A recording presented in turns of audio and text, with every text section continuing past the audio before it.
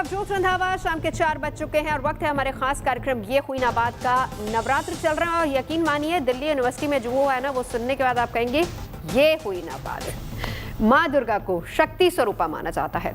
मंदिरों में लोग माँ के दर्शन के लिए उमड़ रहे हैं, उनसे मनोकामनाएं मांगते हैं, लेकिन कम ही लोग हैं जो शक्ति के स्वरूप में छिपे संस्कारों को समझते हैं, उन्हें जीवन में उतारते हैं। दरअसल माँ के हर स्वरूप में कुछ ना कुछ संदेश छिपा है और इन्हीं संदेशों के मर्म को समझने, उसे जमीन पर उतारने की कोशिश दिल्ली यूनिवर्सिटी छात्र संघ की तरफ से की गई है। पहली बार पूरे नवरात्र में छात्र संघ अपने यहाँ अध्यक्ष पद पर 9 दिन अलग अलग छात्राओं को प्रतिनिधित्व का मौका दे रहा है। कोशिश यही है कि छात्राएं अपनी शक्ति को पहचानें और अपने निर्णय से बड़ा बदलाव लेकर आए। नवरात्र के पहले दिन इसकी शुरुआत हो चुकी है। तो कैसा है दिल्ली यूनिवर्सिटी छात्र संघ के अध्यक्ष पद को संभालने का छात्राओं का अनुभव, इस पर इन्हीं छात्राओं से बात करेंगे। एक बड़ा पैनल आज हमारे साथ मौजूद होगा जो हर दिन एक एक दिन की अध्यक्ष बनेगी। हम जानेंगे कि इनके सपने क्या हैं, क्या बदलाव ये लाना चाहती हैं, क्या सोच ये रखती हैं, इस पर हम बात करेंगे। साथ ही साथ माँ के स्वरूपों के संदेशों को भी समझने की कोशिश करेंगे। लेकिन उससे पहले डॉक्टर सुमित्रा अग्रवाल, मैं तमाम जो हमारी आने वाली प्रेसिडेंट्स हैं उनके पास जाऊँ। एक सवाल आपसे डॉक्टर सुमित्रा करना चाहूँगी। सवाल ये है कि देखिए, हमारे शास्त्र, हमारा धर्म और नवरात्र खास तौर पर नारी शक्ति को सबसे ऊपर रखा जाता है, नारी शक्ति को पूजने की बात की जाती है और हम ये सिर्फ 9 दिन तक ही करते हैं। उसके बाद कन्या पूजन हम भूल जाते हैं। 365 दिन फिर अगली बार जब नवरात्र आएंगे तब याद आती है नारी शक्ति। नारी का कितना बड़ा स्थान हमारे शास्त्रों में है? आपका ऑडियो म्यूट है मैम सुमित्रा जी। अभी आ रही है हमारी जी जी बिल्कुल जी। अगर नव दुर्गा की बात करूं तो नव दुर्गा शक्ति, ऊर्जा और दिव्यता के विभिन्न जो पहलुओं हैं उनका प्रतिनिधित्व करती हैं। तो अगर नव दुर्गा की पूजा की बात करें तो न केवल वो एक धार्मिक प्रथा है बल्कि वो महिलाओं के सशक्तिकरण का प्रतिनिधित्व भी करती हैं। नव दुर्गा शक्ति, साहस, ज्ञान, करुणा सहित पारंपरिक रूप से स्त्री की ऊर्जा से जुड़े विभिन्न गुणों और विशेषताओं का भी प्रतीक है। अगर हम लोग नव दुर्गा की बात करें तो इनसे जुड़ी जैसे पौराणिक कथा एक हम जानते हैं जिसमें सशक्तिकरण की बात होती है, वीरता की बात होती है, विपरीत परिस्थितियों में कैसे विजय पाना है उसकी बात होती है। जैसे अगर हम एक उदाहरण बोलते हैं कि महिषासुर को दुर्गा जी ने मारा था, तो जब लड़ाई होती है तो यहाँ पे सिर्फ बुराई पे अच्छाई की जीत की बात हम नहीं कर रहे होते, हम यहाँ पे ये भी दर्शा रहे होते हैं कि कैसे चुनौतियों का सामना करना होता है और कैसे एक दिव्य स्त्री जो सशक्तिकरण का प्रतीक बनती है। हाँ। और कहीं ना कहीं जो शक्ति जो है ना, ये एक हम जब शक्तिवान जब हम होते हैं तो हम लिंग समानता की बात को जरूर महत्व देते हैं, क्योंकि अब जैसे घरेलू पक्ष में जो औरतें हैं उन महिलाओं का योगदान, प्रतिभा और क्षमताओं को स्वीकार करना और उन्हें सम्मान देना और महत्व देना, ये रेखांकित करती हैं देवियां हमारे जो बिल्कुल। और दिल्ली यूनिवर्सिटी स्टूडेंट यूनियन की कोशिश यही है, शक्ति को नमन किया जाए। तो नारी शक्ति का पर्व नवरात्र चल रहा है और नारी शक्ति को हम और आप सभी लोग सेलिब्रेट कर रहे हैं। दिल्ली यूनिवर्सिटी स्टूडेंट यूनियन की तरफ से भी नारी शक्ति को सम्मानित करने के लिए एक तरीके से बहुत अच्छी पहल की गई है और एक एक दिन की एक एक प्रेसिडेंट हमारे साथ इस वक्त तमाम जो प्रेसिडेंट हो चुकी हैं वो भी और जो होने वाली वो भी हमारे साथ मौजूद है। लेकिन उससे पहले सुमित्रा जी के पास जाएंगे।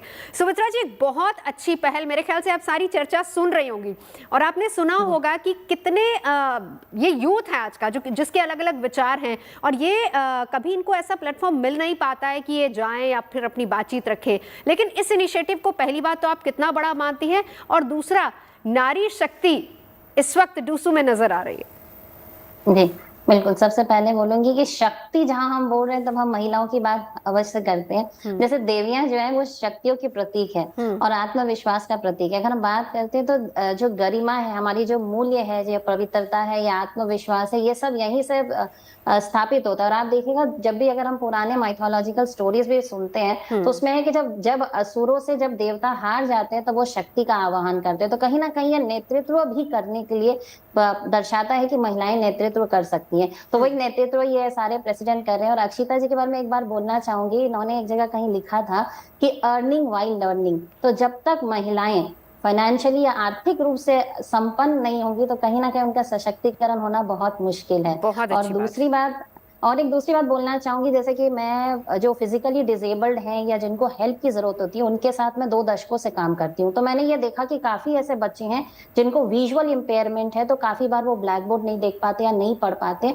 तो उन लोग को स्पेशल चश्मे या डिवाइसेस यूज करने पड़ते हैं। तो जैसे इन लोगों ने एक इनिशिएटिव लिया, तो मेरा एक रिक्वेस्ट रहेगा कि इस बात को भी रखा जाए कि उनको स्पेशल डिवाइसेस यूज करने के परमिशन मिले, और उस बात के लिए उनकी क्लास में मौकरी कम से कम नहीं हो कि बच्चे वैसे स्पेशल चश्मे यूज कर रहे हैं। अनुभूति, मेरे ख्याल से ये आप ही के लिए सजेशन है, क्योंकि आप ही इसको इम्प्लीमेंट करने वाली। तो सुमित्रा जी की तरफ से जो सजेशन, आप जरूर उसको नोट डाउन कर लीजिएगा जिस दिन आप बैठेंगी अब उस कुर्सी पर। डॉक्टर साहब, हम बार बार इसी बात पे चर्चा कर रहे हैं कि सब कुछ हमारे शास्त्र, हमारा धर्म हमको सिखाता है। ये शुरुआत अगर दिल्ली यूनिवर्सिटी में हो सकती है तो बाकी जगहों पर क्यों नहीं हो सकती? वो चाहे ऑफिसेज हो, चाहे दूसरी यूनिवर्सिटीज हो, स्कूल्स हो, कॉलेजेस हो, कहीं पर भी ये शुरुआत हो सकती है, क्योंकि हर किसी का अपना अपना विचार है और वो विचार व्यक्त करने के लिए आजाद भी है। जी बिल्कुल।